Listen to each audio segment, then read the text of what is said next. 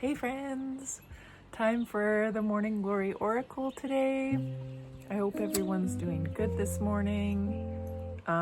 Whatever you've got going on in your mind and your spirit, this oracle is here to help you just navigate through that and sort out whatever you might need to support you, help you, and maybe even challenge you. So just breathing in, clearing your mind, clearing your energy field. A little bit of sage for me too, and sending up some up to the sky spirits and some down to the earth spirits. And everything in between. Good. Okay. Hold your intention, your inquiry in your mental space. And then drop it down to your heart space. Let it feel into compassion and presence here. And then let it drop down into your belly.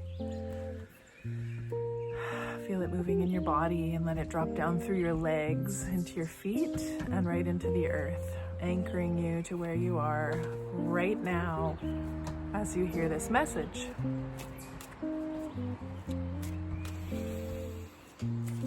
Okay, we're starting with the tarot.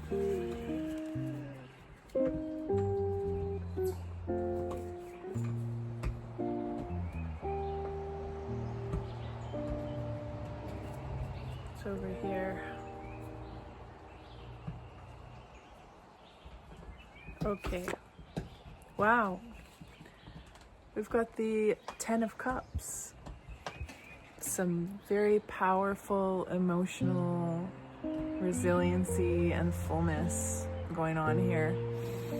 Togetherness, community connection, relationship connection, and a lot of hope. We see the rainbow coming right out of the cup.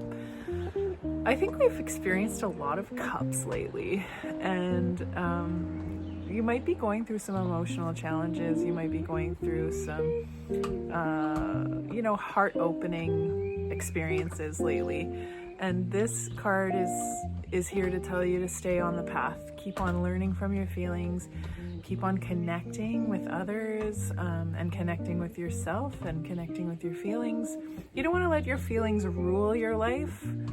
And sometimes you don't even want to let them guide your actions, because when we let our feelings guide our actions, that can often lead to impulsive decision making and impulsive spewing in conversations. So this is here to tell you that you are supported, and you're supported by forces beyond yourself. Maybe your ancestors. There's some ancestor medicine coming in here. You're supported by a larger thing than yourself. There's a lot of cups here that are around you. And you're also united. You're united in your relationship. So you're being held in your emotional process right now. And it might feel really full and really active. And that can be a really good thing. It gives you a chance to really know yourself, do some inquiry. Okay, that's good for now. And we'll come up with some animal totem. See what is gonna help us today with that big, full emotional sensation.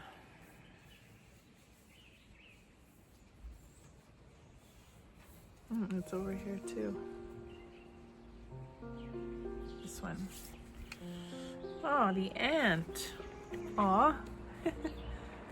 Yeah, that's interesting, because the ant is community, right? The ant is togetherness and collaboration. An ant hive is not really there's not a lot of individuation going on in an ant hive, ant hill, ant community. They really work together. They work so much together that their whole beings are invested in the other beings. There is no single self. There's the queen, and then the whole operation surrounding the queen and surrounding the reproduction and the sustaining of the community. Their pheromones are completely linked and connected. They send messages through their pheromones and through their little signals that will ripple through the entire community. So when I think about rippling, I'm seeing these cups and this rainbow, and I'm thinking your emotions are rippling through your community in ways that you might not even understand. So it can be important to make sure that you have a clean sense of your own emotions and a clean handle on your own emotions. And remember that your community is here to support you. You know, sometimes when we're feeling burdened or we're navigating our own junk emotionally, we kind of feel like we need to hold off and just deal with it on our own, or maybe talk to our therapist or a friend. But it's okay to remember that even if you're not telling everyone in your community what's going on, your community is there to support you.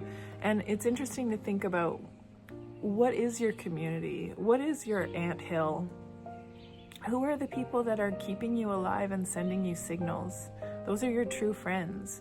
Who's the queen? What are you serving? What is your community serving?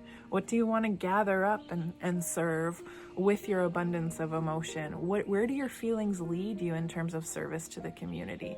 So this might be a really good time to think about activism. You know, what are you on fire for? What do you want to really dig into in terms of community service? Who do you want to serve? Do you want to do more work with the elderly or with children?